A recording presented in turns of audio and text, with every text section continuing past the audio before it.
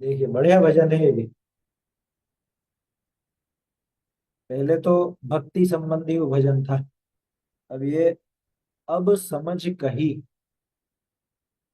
ये दयानंद राय जी अपने को समझाइश दे रहे हैं एक तरह से। क्या समझाइश देते हैं देख लेते हैं, छोटा सा भजन है। फिर थोड़ी चर्चा जो करनी होगी वो कर लेंगे अपन। अब समझ कही, अब समझ कही, अब समझ कही, अब समझ कही। कौन कौन आपद विषय नित, नरक निगोद सही। कौन कौन आपद विषय नित, नरक निगोद सही। अब समझ कही, अब समझ कही। एक एक इंद्री दुखदानी, पांचों दुखत नहीं। एक एक इंद्री दुखदानी, पांचों दुखत नहीं। अब समझ कही, समझ कही। ध्यानत संयम कारजकारी, धरो तरो सब ही। ध्यानत संयम कारजकारी, धरो तरो सब ही। अब समझ कही, अब समझ कही। क्या कह रहे हैं? अब समझ कही। अब तुझे ये समझाइश दे रहे हैं, अथवा हमने ऐसी कही कि अब तू समझ जा।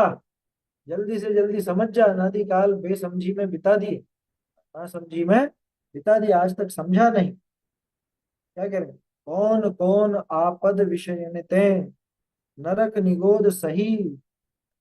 कैसी कैसी आपत्तियां तूने नरक और निगोद में सही है, इसका वर्णन तो शास्त्रों में खूब भरा हुआ। छह ढाला की पहली ढाल ये नरक निगोद आदि का सबका वर्णन है ना, चारों गतियों में भटकने का वर्णन है। कैसी कैसी आपत्तियां तूने वहां पे सही है, नरक और निगोद में। मारा गया, काटा गया, छेदा गया, भेदा गया, जलाया गया, उबाला गया, छीला गया। क्या क्या नहीं किया गया बताओ। और निगोद में तो वो आलू को किसा गया, गाजर का हलवा बनाया गया है? और क्या क्या होता है वो अपने को तो ज्यादा मालूम नहीं। मैं तो घरों में आती नहीं ना ये चीजें, तो कैसे पता चलेगा। लेकिन सुनते हैं लोग बाग सब इस तरह के। हाँ, कोटि जीव ते जात न भने, नहीं वर्णन किया जा सकता। एक सांस में 18 बार जन्मा और मरा। बोलो ये भी काम हुआ। नरक की वेदना तो क्या कहें, इतनी जबरदस्त वहां वेदना रहती है। ये सारे के सारे तूने सहे ना। कौन कौन आपद विषयनित है, नरक निगोद सही। कैसी कैसी आपदाएं, कैसी कैसी आपत्तियां, आफतें, किस वजह से? विषयनित है। पांच इंद्रिय के विषय भोगों में फंस करके तूने तरह तरह की, सभी तरह की आपदाएं नरक निगोद में सहन की। देखो क्या कह रहे हैं, एक एक इंद्री दुखदानी। एक एक इंद्री, एक एक इंद्री ही अपने आप में दुख देने में समर्थ है, बहुत दुख देने वाली है। और पांचों दुखत नहीं। हमको बहुत आश्चर्य होता है कि तेरे को पांचों इंद्रिय के विषय भोगों में तू फंसा हुआ, उनमें दुख नहीं लगता। वो तुझे दुखत दुखती नहीं है। हाँ, तो एक एक इंद्री दुखदानी नजर आती है, और तू ये पांचों इंद्रिय के विषय भोगों में ऐसा मगन हो रहा है।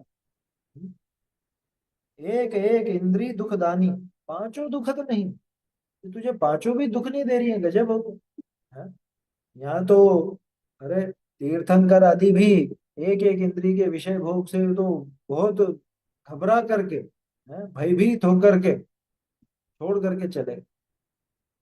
तीरथ नाथ भोग तजी दीने, तिनते मन भय आन। तू तिन से कछु डरपत नाही, दीसत अति बलवान। आवे न भोगन में तो ही गिलान। ऐसे भी भजन है। तो क्या कहा, एक एक इंद्री दुखदान, एक एक इंद्री। अच्छा इंद्रियां दुख देती हैं? ये तो कहने में ऐसा आता है कि इंद्रियां दुखदाई, वास्तव में तो इंद्रियों के जो विषय भोग हैं वो दुखदाई। कह रहे वो भी नहीं है दुखदाई, इसकी उसमें जो आसक्ति है, पांच इंद्रियों के विषय भोग में इसकी जो आसक्ति है, वास्तव में तो वो दुखदाई। समझ में आ रही है बात? पांच इंद्रिय के विषय भोगों की जो इसको लालसा है, जो इसको उसमें एक आसक्ति पड़ी रहती है, वो आसक्ति, वो लिप्सा, वो वास्तव में दुखदाई, उनका राग दुखदाई। इसलिए व्यवहार से ऐसा कहने में आता है कि इंद्रियों के विषय दुख देने वाले अथवा इंद्रियां दुख देने वाली।